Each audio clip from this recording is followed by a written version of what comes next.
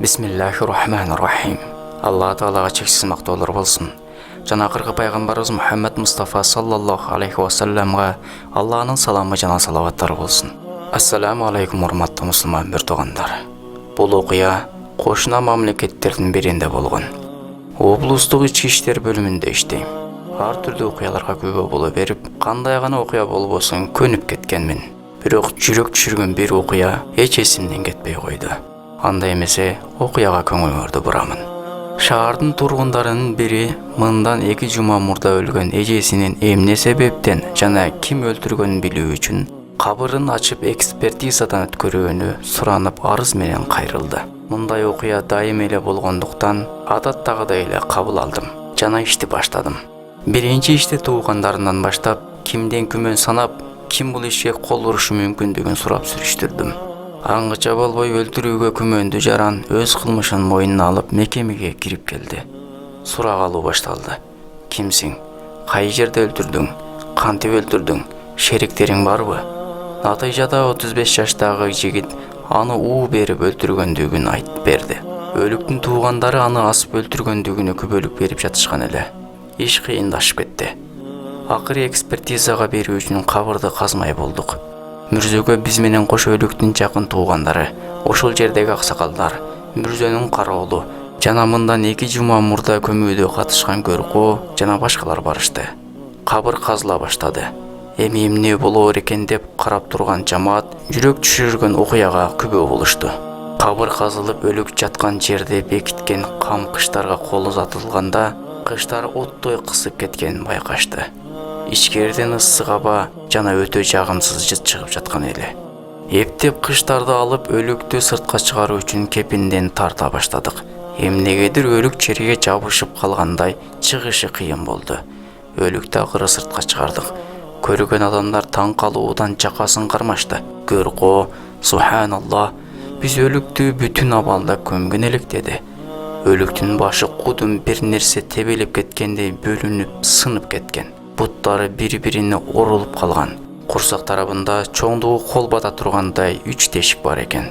Кабырдын ичин кимдир бирөө каттуу тырмагандай издер калган экен. О Алла, кабыр азабынан өзүң сакта деп жибердим. Ошол жердегилердин баары бир нерсени түшүнгөн эле. Өлүк азапта калган. Эми өлүктү экспертизага алып баруудан эч кандай пайда жок экенин өлүктүн жакындары, туугандары түшүнүштү. Кайра өлүктү жайына койдук. Баягы алган кыштар арадан 2-3 саат өтсө да муздабаган экен. Эптеп кайрадан тизип топурак тартып көмүп койдук. Үйгө кеч бардым. Болгон окуядан башым ооруп, тамак да ичпестен уктап калдым. Түш көрдүм. Түшүмдө бир аял мага бакырып, "Эмнеге кайра мени жайыма койдуң? Эмнеге мени азапка таштадың?" деп көз жашын көл кылып ыйлап жаткан экен. Чочуп ойгондум. Таң атты. Ишке барып кылмышка шектүүдөн сурадым. Өлгөн эже эмне иш кылат эле? Кече мүрзөдө ушундай иштер болду дедим. Кылмышкер: "Ал катын ошону көрө турган, өтө начар адам эле. Таап алган кесиби адамдарга акча берип пайызы менен кайтарып алчу сүткор эле.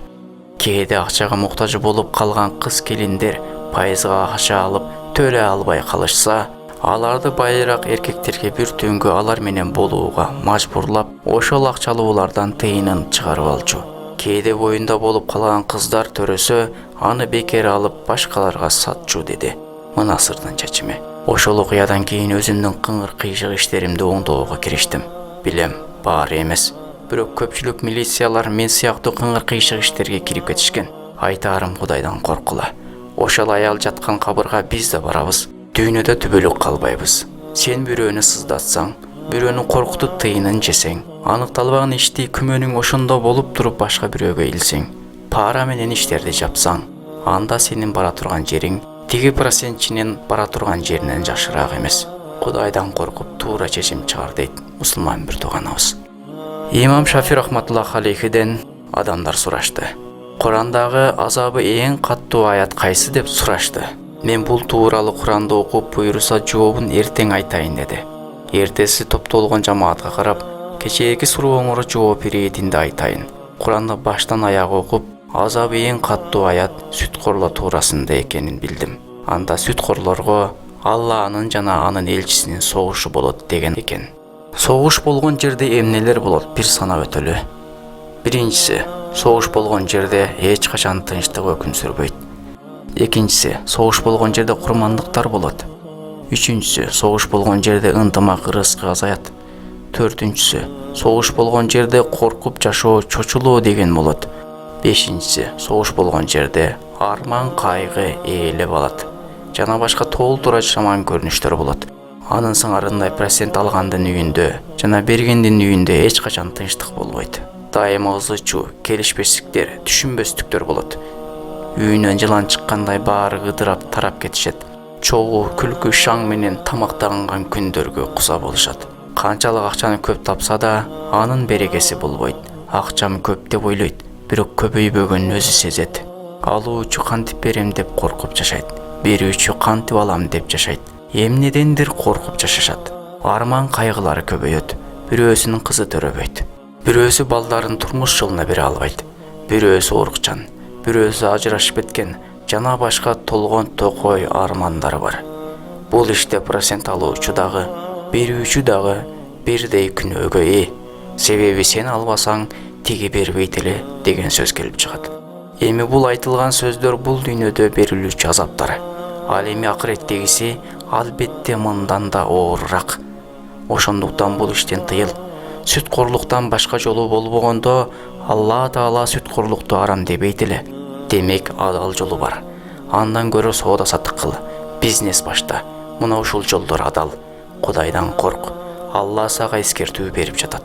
Ошону билип аңда. Ассаламу алейкум рахматуллах ва баракатух.